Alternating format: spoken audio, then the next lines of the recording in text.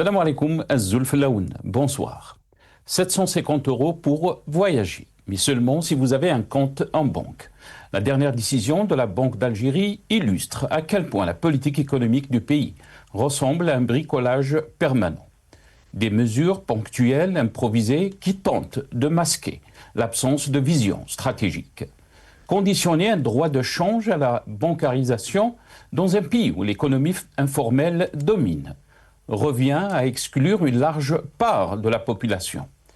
Au lieu de s'attaquer aux causes profondes, pénurie de devises, marché parallèle, faible production, le pouvoir multiplie les annonces symboliques rapidement rattrapées par des règles restrictives. La location touristique censée faciliter le voyage et stimuler la consommation devient un instrument d'exclusion et un symbole d'une gouvernance à court terme. Plutôt que de construire, on bricole. Plutôt que de réformer, on ajuste. À ce rythme, les mesures ponctuelles remplacent la politique et le bricolage devient la norme. Le vrai défi n'est pas de distribuer quelques centaines d'euros, mais de penser une économie cohérente, inclusive et durable. Tant que cela ne se fera pas fait, le bricolage restera la seule stratégie visible. Cette mesure révèle surtout une vérité dérangeante. Le pouvoir ne gouverne plus par la réforme, mais par la réaction. Chaque dérive entraîne une nouvelle restriction, chaque échec une nouvelle circulaire, chaque fraude une nouvelle sanction collective. C'est la logique d'un pouvoir qui avance à l'aveugle et qui, incapable de maîtriser ses propres choix, finit par criminaliser les citoyens. Car dans ce récit officiel, le responsable est toujours le même, le peuple. L'Algérien serait fraudeur par nature, opportuniste, incapable de respecter les règles. C'est politiquement commode, mais c'est faux. Le marché parallèle du change, le square, n'est pas né dans la rue, il est né dans les bureaux. Il est le produit direct d'un système qui a verrouillé l'accès aux devises, imposé un taux artificielle et refusé pendant des décennies d'affronter la réalité économique. Le square n'est pas une déviance sociale, c'est un vote de défiance silencieux. Un baromètre brutal qui mesure l'échec du système officiel de change. Tant que les responsables refuseront de reconnaître cette vérité, ils continueront à gouverner par l'interdit et la répression, au lieu de gouverner par la réforme et la confiance. Au lieu de libéraliser intelligemment, on surveille. Au lieu d'intégrer l'économie réelle, on la punit. On impose des séjours minimums. On menace de poursuites judiciaires. On exclut des citoyens de leurs droits, non pas pour réformer le système, mais pour sauver la façade politique d'un choix mal pensé. La location touristique n'est donc pas seulement une erreur économique. Elle est un symptôme politique.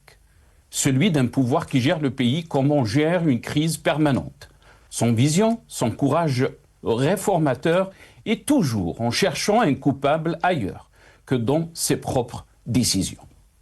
Le peuple n'a pas créé le chaos monétaire.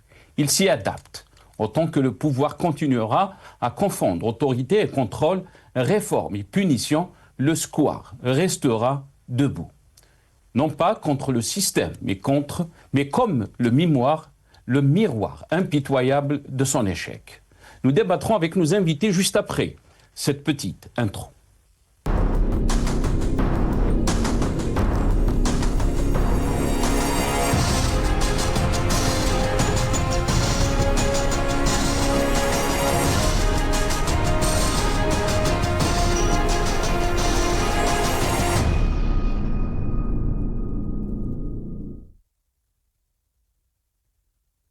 Algérie, la location touristique, le bricolage érigé en politique. Point d'interrogation, c'est le titre de notre émission pour ce soir. Et pour en parler, j'ai le plaisir d'accueillir dans cette émission Simno Warjadi, ancien député et président de la commission des transports au sein de l'APN, donc l'Assemblée nationale. Il est avec nous par téléphone depuis Alger. Simno Warjadi, bonsoir. Merci beaucoup d'avoir accepté l'invitation. Marhaba bik. Allah yasselmek, merci Sir Nasser, merci pour l'invitation. Bonsoir à vous, à vos invités, aux téléspectateurs. Et merci encore une fois. Barakallahu fik. Merci beaucoup, Sib Nouar, d'avoir accepté l'invitation. On a aussi avec nous ce soir Saad El Khalef, conseiller en télécom, informatique et communication. Il est avec nous depuis Londres via Skype. Saad El Marhaba bik. Merci beaucoup d'avoir accepté l'invitation. Bonsoir monsieur, merci beaucoup de m'avoir invité et mes salutations respectueuses à mon ami Nouar Jadi. Merci beaucoup Adel, merci d'avoir accepté l'invitation. Avant de vous donner la parole et de rentrer donc dans le vif du sujet de ce soir, quelques titres comme d'habitude de la presse nationale concernant donc le thème de notre émission. On va commencer avec Algérie 360, allocation touristique. La Banque d'Algérie durcit le temps de nouvelles restrictions en place. Donc attitré Algérie 360. Un autre journal en ligne, TSA, tout sur l'Algérie, allocation touristique de 750 €, une nouvelle règle de la Banque d'Algérie. La Banque d'Algérie multiplie les mesures pour lutter contre la fraude de l'allocation touristique de 750 € qui a pris de l'ampleur ces dernières semaines. Et un autre journal en ligne aussi, Visa et Voyage, Vivea, donc a titré allocation touristique, la Banque d'Algérie explique les 3 nouvelles règles. Et on termine avec Maghreb émergent. Algérie, le durcissement de l'allocation touristique relance l'euro sur le marché noir, attitré donc Maghreb émergent.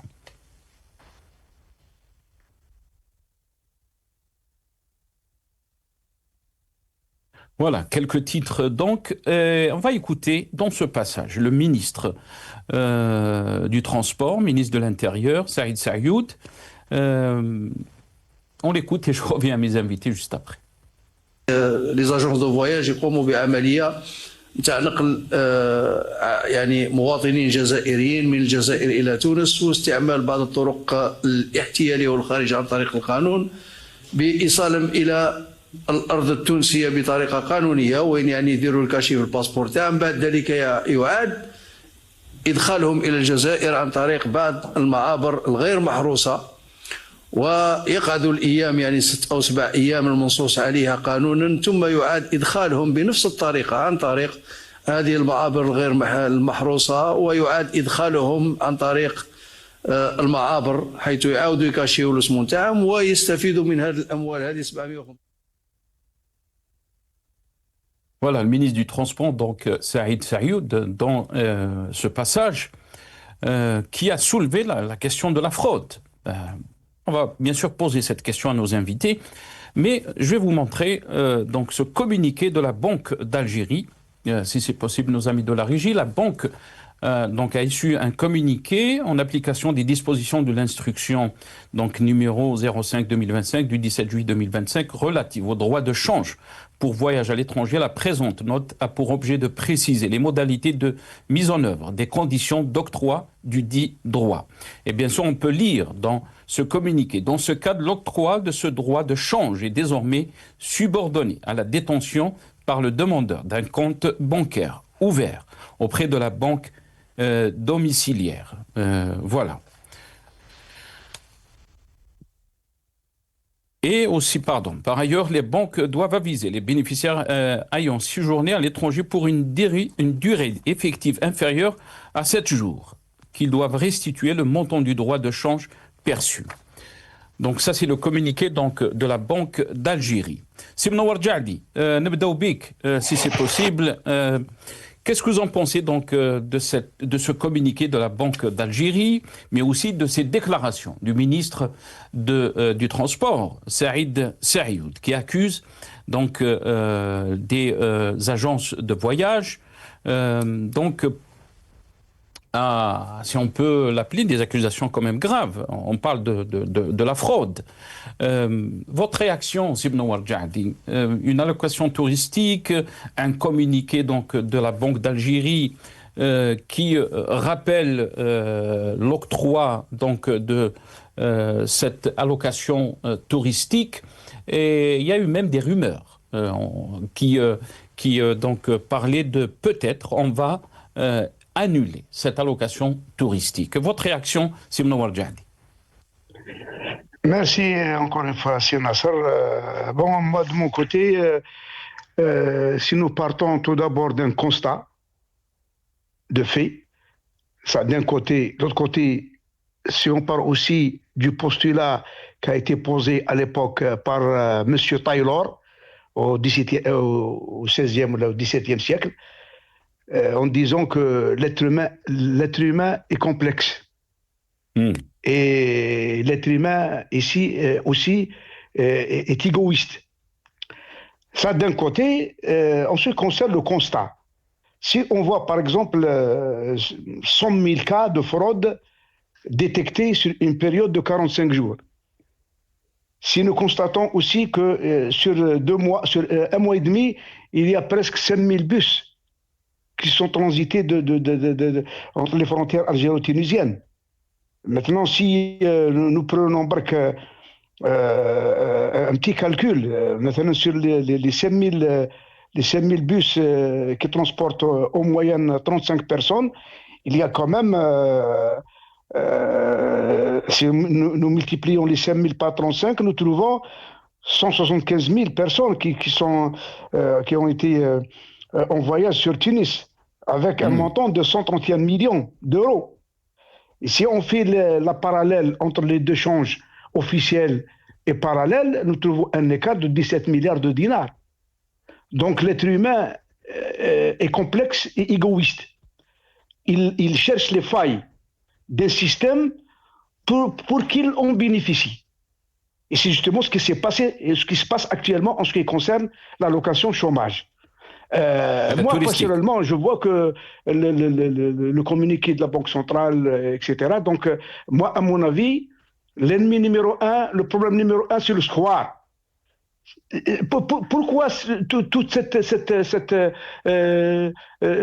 premier communiqué de juillet 2025, puis il y a eu un communiqué de la Banque centrale du mois d'août. Elle rappelle les conditions draconiennes pour cette allocation. Et puis, il y a le 15 décembre, il y a eu un troisième communiqué de la part de la Banque centrale. Et verrouiller, faire ceci, faire cela, il faut avoir un compte bancaire, il faut ceci. Moi, personnellement, je dis que chaque Algérien a le droit, c'est son droit le plus absolu d'avoir une allocation touristique. Ça, c'est un droit. Maintenant, que le gouvernement prendra en charge avec des mécanismes stricts de contrôle toute personne qui faille au règlement, lui applique la loi en vigueur avec rigueur. Ça, que nous soyons impitoyables avec ces trafiquants. Deuxièmement, il faut pourquoi cet amalgame? C'est parce que effectivement, il y a 17 milliards de dinars, même les agences de voyage. Ils prennent des gens qui n'ont rien à voir avec les voyages à l'étranger, ils les ramènent, ils les font faire des passeports, ils leur achètent ceci, avec leur bus, ils les transportent, et puis ceci, cela, et il y a des milliards et des milliards qui sautent dans les caisses de l'État algérien. Maintenant, l'ennemi numéro un, le problème numéro un, il faut que le gouvernement doit en urgence trouver des mécanismes, il y en a, des mécanismes stricts pour se débarrasser de ce square. Et que la Banque centrale veille à ça. Et ce que le gouvernement, il y a mille et une choses à ce que nos gouvernements, ils cherchent que la facilité. Oui. Et moi, ça ne m'engage que moi. Au gouvernement d'appliquer strictement la loi en vigueur. Deuxièmement, il faut trouver des mécanismes pour faire disparaître le square et tout rentre en ordre. Très bien. Est-ce qu'on peut parler d'échec en termes de gestion, de politique, quand on parle de cette mesure, donc ce droit, vous avez parlé de droit, Simon Ouardjali, par exemple, et vous aimez bien parler aussi, faire des comparaisons entre l'Algérie et les pays du Maghreb, le Maroc et la Tunisie. On parle de dotation donc au Maroc, mais aussi en Tunisie, on ne parle pas donc d'allocation, on parle de dotation.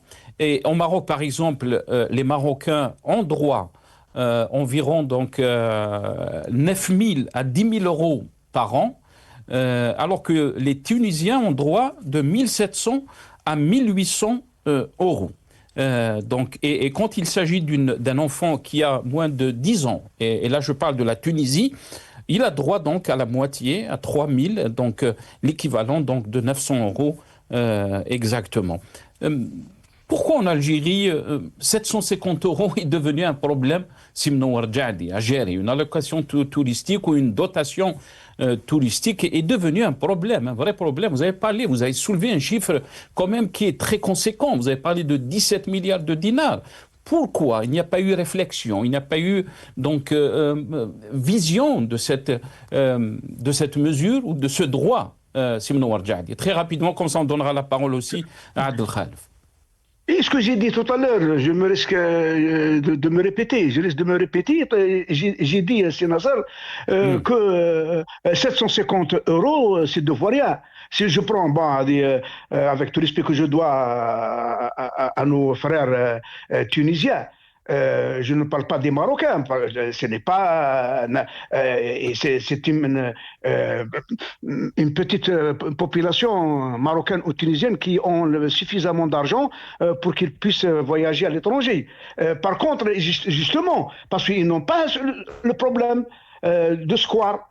Et ce que j'ai dit, vous croyez que les agences de voyage, les agences de voyage, imaginez sur un mois et demi, il y a eu 5000 bus. Et si 5000 si avec يعني حاشا اللي ما يستلهاش كما يقولوا كاين دي زاجونس دو فواياج ils font de business, ils ramènent chaque voyage, ils ramènent 5-6 bonhommes, ils leur font comment dirais-je faire leur passeport, ils leur transportent avec leur bus, et aux frontières, ils les mettent dans un garage pendant 7 jours et puis ils bénéficient de cette. Imaginez, j'ai dit que c'est 135 millions d'euros pour une période d'un mois. Imaginez multiplier ça par 12 mois, et c'est des milliards, c'est 3-4 milliards d'euros. Ce n'est pas rien. Très bien. Très bien. Justement, comment dirais-je, en enlevant que le gouvernement mette une fois pour toutes des mécanismes, l'assèchement, et bannir, disloquer justement le square, il y aura maximum quelques Algériens qui ont justement les moyens de voyager, et ils peuvent aller jusqu'à même 2000 euros, pas à 750. Mais restez avec nous. Il y a des failles. Il y a des failles. D'abord, on va écouter aussi dans ce passage, cette petite vidéo, les déclarations du ministre du Transport, Saïd Saïoud, et je reviens à vous.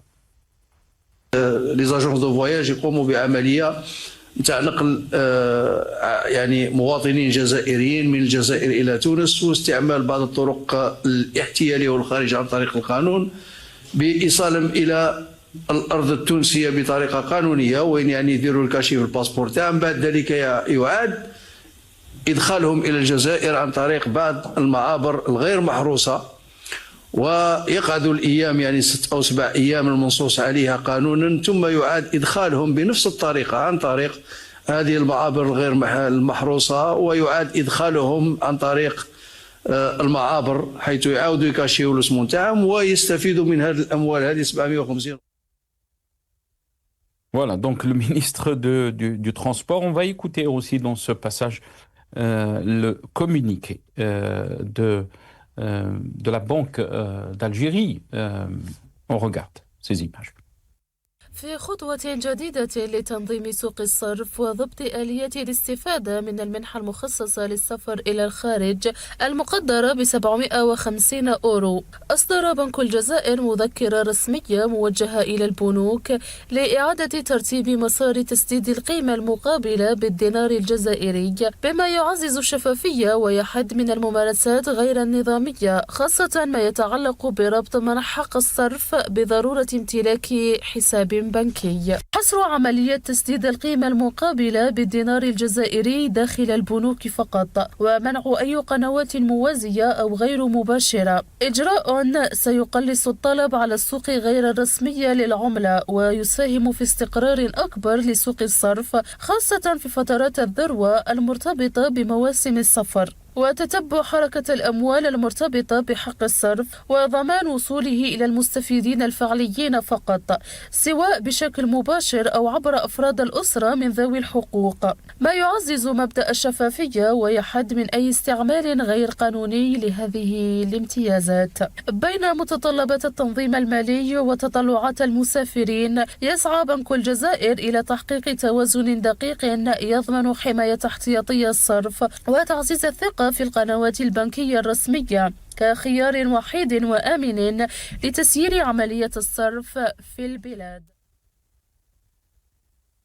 Voilà, Adel Khalef, donc ce communiqué de la Banque d'Algérie qui impose donc l'obligation de détenir donc un compte bancaire pour bénéficier du droit de change. Mais aussi, ces décisions ont soulevé beaucoup de questions, plusieurs interrogations, notamment concernant les enfants, les mineurs et certains conjoints qui ne disposent pas de compte bancaire, en particulier les femmes au foyer. Et on parle de 750 euros à Adel Khalef. Est-ce qu'on peut parler donc d'une politique pour essayer, comme l'a expliqué Menouar Djali, de faire face à la fraude? Il a soulevé des chiffres quand même très inquiétants. Ou de l'autre côté, on parle d'un bricolage, on parle d'une politique qui n'a pas été réfléchie. Votre réaction? Bon, alors de toute évidence, c'est une politique qui n'a pas été réfléchie. Ceci est clair. D'ailleurs, depuis très très longtemps déjà, nous avons ce problème du square et puis de la devise, etc., etc. En tout cas, c'est bien. Nous avons quelque chose de nouveau aujourd'hui, parce que c'est la première fois que j'entends mon cher ami, enfin, j'espère que c'est mon ami, Menouar Djali, qui concède le fait qu'il y a des failles. Donc, il reconnaît qu'il y a des failles.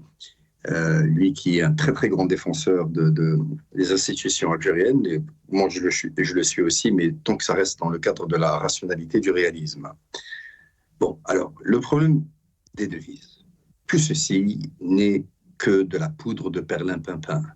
Il faut rester organisé, il faut rester dans une optique financière, une optique économique et une maîtrise du sujet. D'abord, Monsieur Djadi Nour dit il a cité, hein, je reprends son terme, il parle des trafiquants.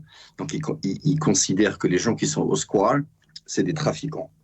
Ben, écoutez, moi je fais rappeler à Monsieur Menouar Djadi que non seulement les citoyens algériens achètent du squat, mais en plus de ça, les responsables, les plus hauts responsables de l'État, les militaires, le gouvernement, la présidence, tout le monde achète du squat. Donc vous le savez très bien. Donc ça veut dire que tout le monde est trafiquant. Donc il faut quand même faire très très attention avec le qualificatif qu'on apporte par rapport aux gens. Le square, c'est quoi? C'est un marché parallèle. Pourquoi il y a un marché parallèle? Il y a un marché parallèle en Algérie parce que d'abord, le dinar algérien n'est pas convertible. Pourquoi le dinar algérien n'est pas convertible? Le dinar algérien n'est pas convertible parce que nous avons une économie beaucoup trop faible. Monsieur Menouar Djali parle que le premier problème, il avait dit que pour lui, le plus gros problème, c'était par rapport au système financier. Mais non, pas du tout. Le premier gros problème, c'est parce que d'abord, nous avons une économie qui est beaucoup trop fragile, beaucoup trop faible. Nous avons des exportations qui sont complètement ridicules. Même si on atteignait 15-20 milliards de dollars d'exportation hors hydrocarbures, nos exportations sont complètement ridiculissimes. Donc, qu'est-ce qui se passe? Quand on a une économie fragile, automatiquement, l'Algérie ne peut pas aujourd'hui se permettre de rendre le dinar convertible. Pourquoi? Parce que d'abord, l'économie est trop dépendante des hydrocarbures. Les réserves de change doivent être donc automatiquement préservées parce qu'on a peur. Parce que quand on dit une convertibilité du dinar, donc automatiquement, on est en train de parler potentiellement d'une fente importante des réserves de change. Le système financier, justement, n'est pas prêt. Et c'est là où je rejoins Menouar Djali, parce qu'il a raison. Menouar Djali a dit un point qui est très juste. Il y a des failles. Oui, pourquoi il y a des failles? savez, il y a des failles simplement parce que nous avons un système bancaire qui date de 1900, Charles Aznavour. Nous avons un vieux système bancaire qui est complètement dépassé. Un système bancaire qui n'est pas capable d'apporter de la monétique, un système bancaire qui n'a pas été capable, et surtout la SATIM, la Société d'automatisation des paiements électroniques, n'a pas été capable d'apporter la culture de la dématérialisation du cash. Donc, le paiement électronique, l'Algérien. Maintenant, le communiqué de la Banque d'Algérie, attention, le communiqué, je l'ai lu, je l'ai bien lu. Sincèrement, je pense qu'il est bien. Le communiqué est bon. Pourquoi il est bien? Bon, le communiqué dit qu'il faudrait avoir un compte bancaire et se baser sur une convertibilité, donc basé sur un paiement par carte. C'est bien parce que ça encourage l'Algérien à utiliser sa carte bancaire. Donc, sincèrement, la loi de la Banque d'Algérie par rapport à cette opération de l'allocution, je vais essayer d'y arriver, touristique, est une très bonne opération parce que Hadia à l'utilisation de la carte, la dématérialisation du cash. Ce n'est pas encore dans l'esprit de l'Algérien. Maintenant, il y a un truc qui est très important maintenant, c'est que nous, aujourd'hui, nous avons un énorme déficit budgétaire. Ce déficit budgétaire, il est nourri par la dette intérieure. Donc, c'est la planche à billets qui doit prendre le relais. Quand on fait ça, ça veut dire que les réserves de devises en Algérie peuvent diminuer, c'est clair. Mais il faut toujours se rappeler que même s'il y a... Parce que c'est vrai qu'il y a eu un nombre important de demandes de change, c'est-à-dire les 750 €, et puis ils ont tous utilisé la Tunisie, parce que vous savez, c'est à côté, et puis il n'y a pas de visa, et puis donc c'est une destination internationale. Et puis, mais le problème, c'est quoi? C'est que les gens à Hadouma n'ont pas voyager. Pourquoi? Parce que moi, je vais dire maintenant, moi, je vais répondre à M. Mnourjadi. Le mécanisme, c'est quoi? Qu'est-ce qu'il fallait faire? Mais Adel, est-ce que, je vais vous laisser Adel, mais la question aussi, est-ce que par rapport à ce que vous êtes en train de dire, est-ce que ces mesures donc sont légitimes pour faire face à la fraude et dont Mnourjadi, on en a parlé. Et là, on peut pas blâmer, si on peut dire, ni la Banque d'Algérie, ni ces mesures. On peut blâmer que le citoyen qui est en train d'essayer de déjouer le système. Adel Khalf. Non, pas du tout. On ne peut pas blâmer le citoyen, parce que le citoyen, c'est quoi? C'est quelqu'un qui doit subir le système. Le système, c'est quoi? C'est quelque chose qui est mis en place par les gens qui sont au pouvoir. Donc, on va appeler un chat un chat. Quelle est la faille? Quelle est la faille aujourd'hui? D'abord, il fallait faire en sorte à ce qu'on puisse mettre en place un dispositif qui permette de confirmer que la personne qui a demandé les devises a effectivement quitté le territoire national. Il n'y a jamais eu de coordination de travail entre la Banque d'Algérie et la police aux frontières, par exemple. Par exemple, il fallait simplement faire en sorte à ce que, pour avoir accès à ces fonds, il fallait passer la PAF et puis confirmer que nous avons voyagé. Or, ça n'a pas été fait. Les gens ont été demandés des allocutions, ils les ont obtenues. Après, qu'est-ce qu'ils ont fait? Ils ont été vers le squal. Quand on va vers le squal, avec des devises aussi importantes, vous savez quel est le montant, monsieur, qui a été remis par la Banque d'Algérie?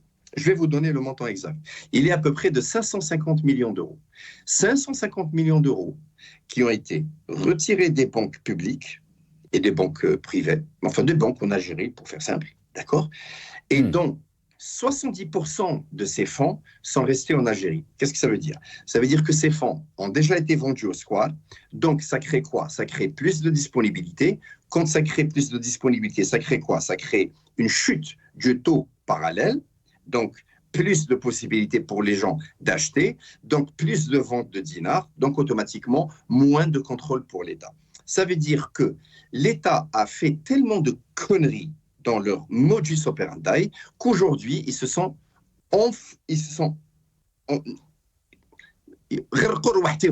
ils sont tombés dans leurs propres bêtises.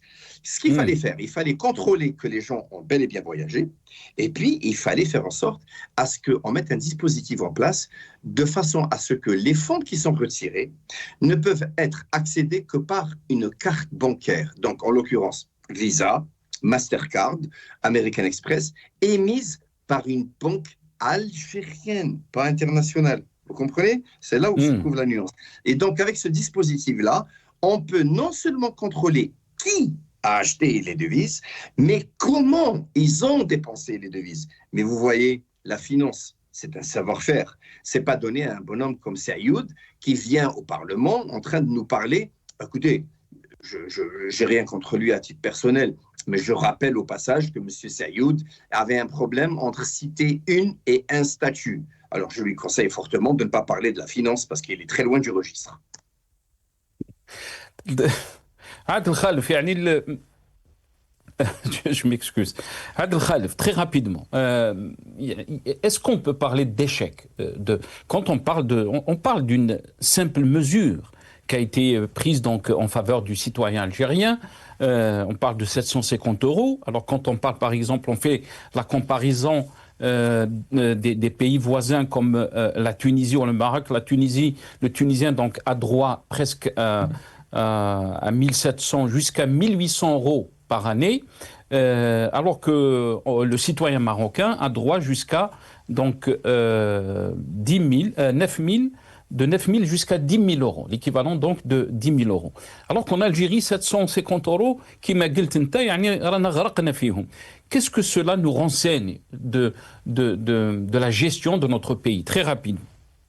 Oui, mais c'est simplement l'incompétence de la gestion des finances de l'État. Vous savez, je vais vous dire une chose. J'entends beaucoup de gens dire que l'Algérie n'a pas les moyens de donner une allocution de 750 € à tout le monde. C'est faux. Je vous le dis tout de suite, l'Algérie a largement les moyens de faire ça. Le problème, ce n'est pas les moyens. Le problème, c'est pas le quoi, c'est le comment. D'accord? Bon, j'ai entendu tout à l'heure M. Mnawadjadi parler, il disait que les Marocains voyageaient beaucoup moins que les Algériens. Bon, c'est complètement faux. Je vais vous dire une chose. Les Marocains, on voyage entre 550 000 et 700 000 Marocains qui voyagent chaque année vers l'Europe et à l'international. Les Algériens, c'est à peu près 350 000 à 400 000. Donc, le nombre de Marocains qui voyagent est supérieur au nombre d'Algériens qui voyagent. Donc, l'information de M. Djadi est fausse. Mais même, la question, c'est pas qui voyage pas, qui fait pas. C'est complètement ridicule, ce sujet. Il faut comprendre une chose. Le Maroc et la Tunisie, nos voisins, sont des gens qui ont un système bancaire qui a une avance approximativement de 20 ans sur l'Algérie. Monsieur, excusez-moi du peu, je suis, avec modestie bien sûr, je suis celui qui a lancé le premier mobile banking en Algérie en 2005. Je suis le premier qui a lancé le paiement biométrique en Algérie avec Algérie Post en 2013. La monétique, c'est mon métier. La finance, c'est mon métier. Nous avons un système bancaire ridicule, arriéré, dépassé. Nous avons une banque d'Algérie aujourd'hui qui fonctionne toujours. Et ce qui est bizarre, je vais vous dire, c'est que, attention, la Banque d'Algérie possède des cadres de très très haut niveau. Moi-même, personnellement, qui travaille sur la Banque d'Algérie. Je vais vous dire une chose, monsieur, et je rends hommage à ces gens. J'ai 3-4 amis qui sont d'une très très grande présence internationale en termes de maîtrise de la finance internationale et de la finance en général. Mais c'est des gens qui n'ont pas de poste, c'est des gens qui n'ont pas de pouvoir. Aujourd'hui, malheureusement, on a un problème, c'est qu'on veut... Nous avons une économie beaucoup trop fragile, beaucoup trop faible, donc on n'a pas d'export, et c'est pour ça que le dinar n'est pas convertible. Si l'économie de l'Algérie était forte, et si le dinar était convertible, le square serait éliminé en une semaine. Très très bien, restez avec nous Adel Khalif. Si vous voulez répondre bien sûr à Adel Khalif, vous êtes donc libre, mais cette question qui se pose tout le temps dans la gestion des affaires d'État en Algérie, donc on montre toujours du doigt l'Algérien. C'est toujours l'Algérien, cet Algérien donc qui est fraudeur par nature, opportuniste, incapable donc de respecter les règles, même si on peut comprendre qu'il y a des fraudeurs dans toutes les sociétés du monde, tous les pays du monde, et qu'il faut bien sûr combattre ce phénomène donc qui est la fraude. Mais aussi la question se pose, pourquoi tout le temps montrer l'Algérien dans cette statut, de toujours qu'il est incapable de respecter les règles, il est fraudeur, on le montre tout le temps du doigt. Simna Warjad. Merci Yassine Nasser, c'est une question très pertinente, mais avant que je réponde à votre question, je dirais que c'est Adel Il a oublié, bon, il a cité que les Algériens qui voyaient sur l'Europe, 350 ou 400 000, en comparaison avec les Marocains, il a énoncé le chiffre de 700 ou la 800 000. Mais il a oublié, c'est Khalif, les 3 millions d'Algériens qui voyagent sur la Tunisie. Chaque année, il y a 3 millions d'Algériens qui passent leurs vacances en Tunisie. Bon, je ferme cette parenthèse. Deuxièmement, ce que nous débattons aujourd'hui, ce n'est pas les finances de l'Algérie. Nous débattons un sujet bien spécifique et qui est la location touristique et les failles. Mais vous ne m'avez pas suivi au départ lorsque j'ai dit, ou ce qu'il a dit, Taylor, sur l'être humain. L'être humain est complexe. Et aussi l'égoïsme. C'est-à-dire, l'être humain est égoïste par nature. Donc, il cherche, si vous trouvez une personne, vous lui donnez un véhicule de luxe, un appartement de luxe ou une villa, avec un salaire de 50 000 euros, pourquoi il travaille? Donc, ce que je dis, c'est parce que je ne m'incrimine pas, je n'incrimine pas la Banque centrale. La Banque centrale a fait un communiqué de l'application des orientations de M. le Président de la République lorsqu'il a, et par l'occasion, il faut saluer la décision courageuse de M. Abdelmajid Tebboune lorsqu'il a, ça fait l'allocation touristique n'a pas été revue depuis 1997 avec les fameux 100 euros. Et alhamdoulilah, le 20 juillet, donc cette déclaration ou cette décision a été prise par le président de la République fin 2024, a été appliquée en 20 juillet. Donc, mais est-ce que la question, Sir Munawar Jadli, est-ce que l'institution نعم اسمح لي سي منور قطعتك يعني est-ce que puisque vous parlez donc de la décision qui a été prise par le chef de l'État Abdelmajid Tebboune, est-ce que c'est pas une décision populiste يعني pour هكذا il fait d'annonce alors qu'on a du mal à l'appliquer, la preuve on est en train d'en discuter. Ok. Donc je dis que la Banque centrale c'est l'institution. Sa mission principale, c'est la gestion des devises étrangères de l'Algérie. Donc ce n'est pas son souci de trouver des mécanismes pour assécher le square ou autre chose. Ce n'est pas la mission de la Banque centrale. La Banque centrale veille, elle a constaté fin août 2025 et récemment qu'il y a eu un abus, il y a une hémorragie de devises qui sortait même la Banque centrale. Donc elle s'est inquiétée et ils ont fait des recherches, ils ont fait des enquêtes, ils ont trouvé des failles au niveau des agences de voyage, au niveau des frontières non surveillées, etc. Donc, et le citoyen, moi je dis, c'est au gouvernement, je dis bien c'est au gouvernement de trouver la bonne voie.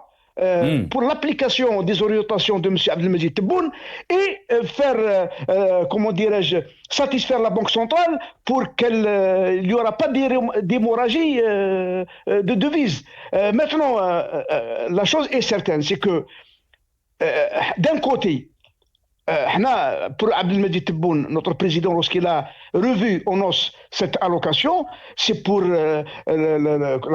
notre citoyen qu'il aille en Tunisie ou ailleurs avec à tête haute, avec 750, avec une petite famille de 3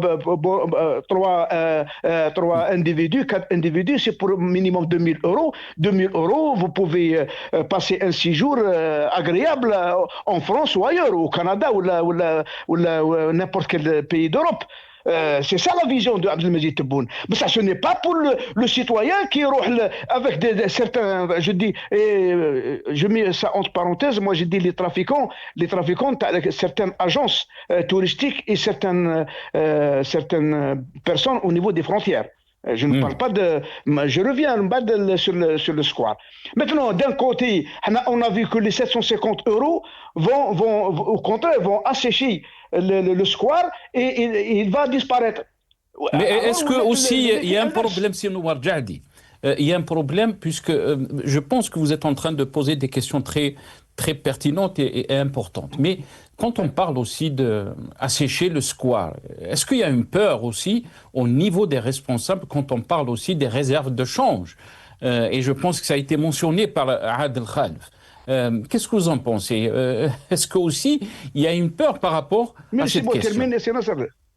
Eh. تفضل سي منور.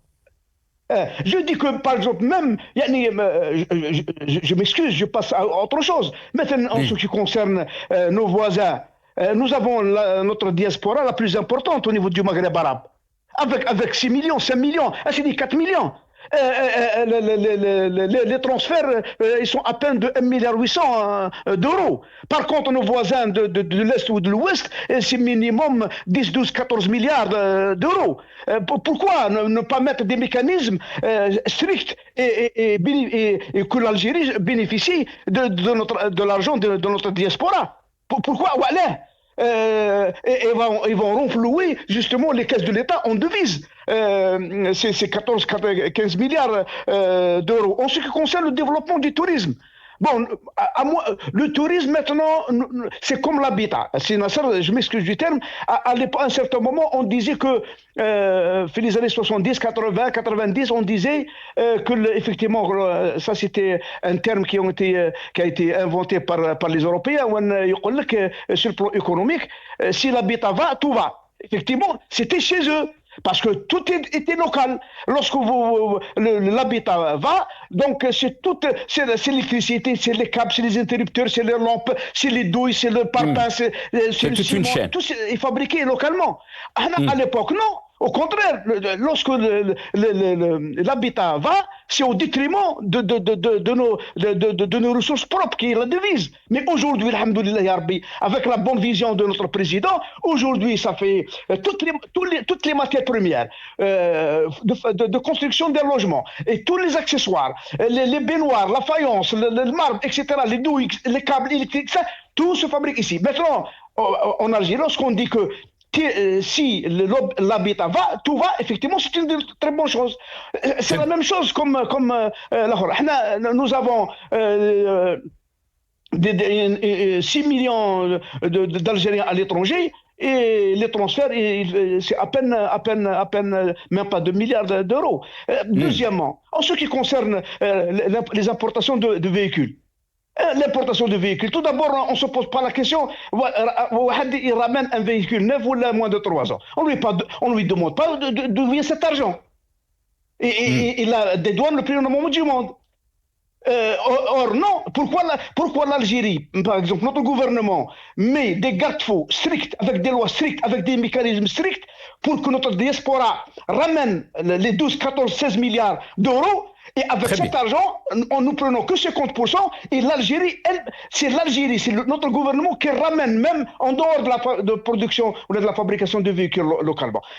معليش سي منور جعدي يعني باش نعطوا له لا بارول aussi العادل وعلاش يعني vous avez posé des questions importantes et pourquoi d'après vous qui est responsable de ces politiques وعلاش on n'arrive pas à un transfert qui équivaut 12 milliards de dollars comme par exemple le Maroc. Vous avez parlé de la diaspora. شكون qui c'est qui a mis en place ces politiques? Qui c'est qui a mis donc ces politiques de يعني انا نقول لك سي كوا انا نقول لك rapidement سي منور باش نعطوا له العدل. Parce que c'est des facilités. Parce que nos gouvernements, malheureusement, ils cherchent que les facilités. مثلا en ce qui concerne les véhicules. مثلا l'Algérie là كنا نفخوا في البنوات. L'Algérie déboursait 5-6 milliards de dollars. Parce qu'il y a des concessionnaires qui ramenaient de l'argent dans le trésor public. Ils ramenaient des véhicules, des véhicules montés.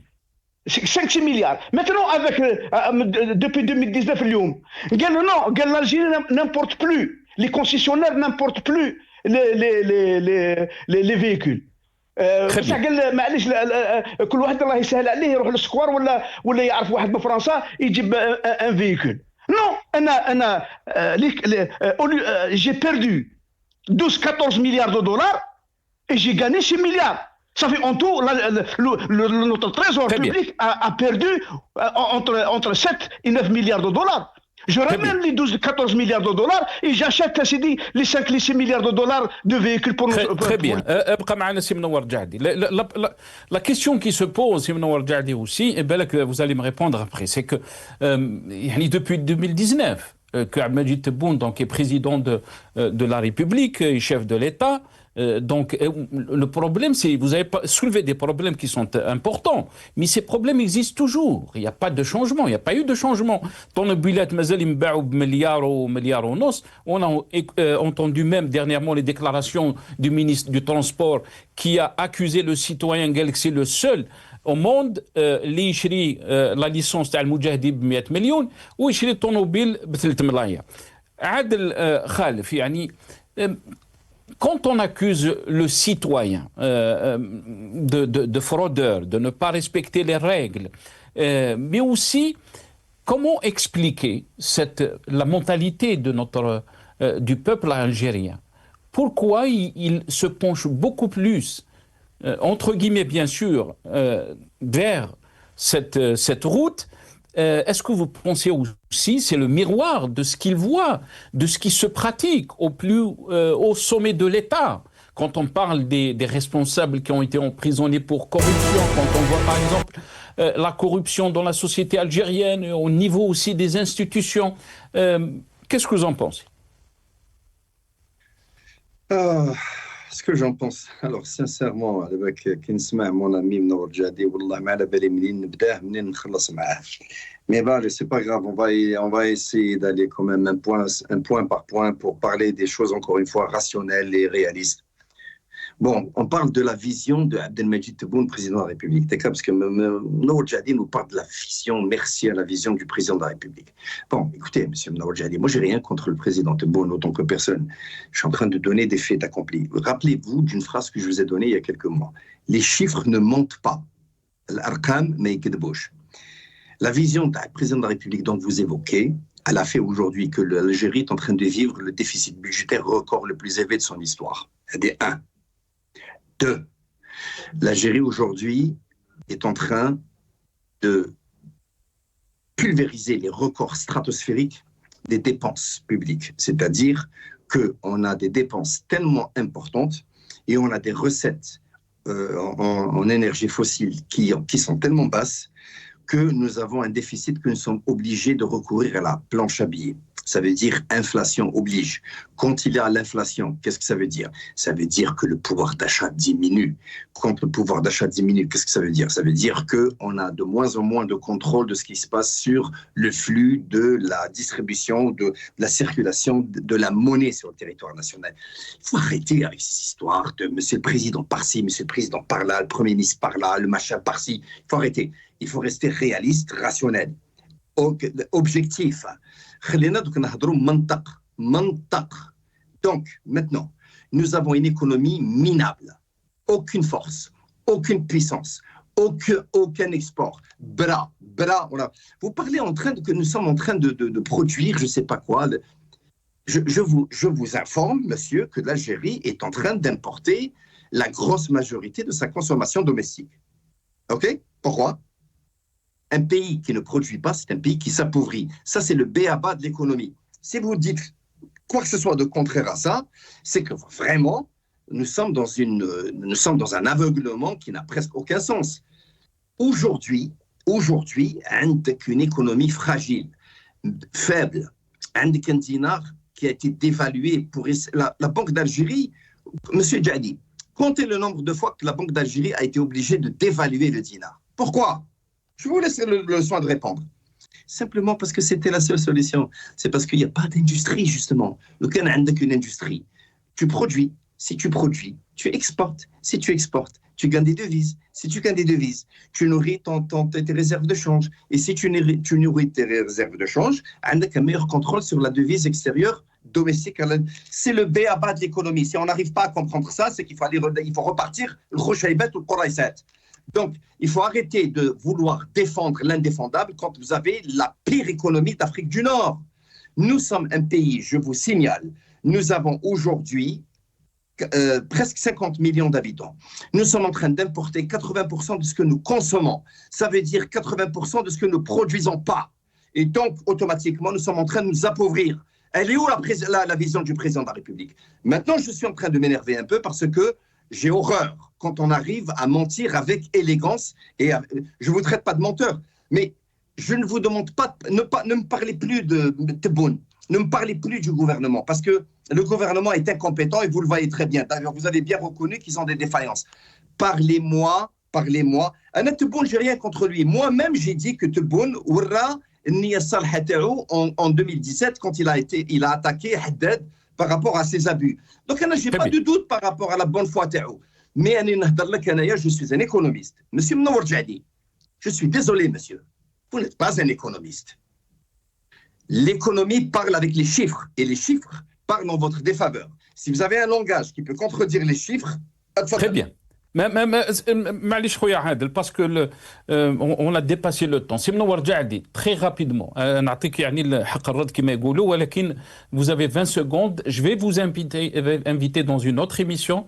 Je vous le promets de répondre avec beaucoup plus de temps. Vous سي منور جعدي et عادل خالف. تفضل سي منور جعدي 20 secondes.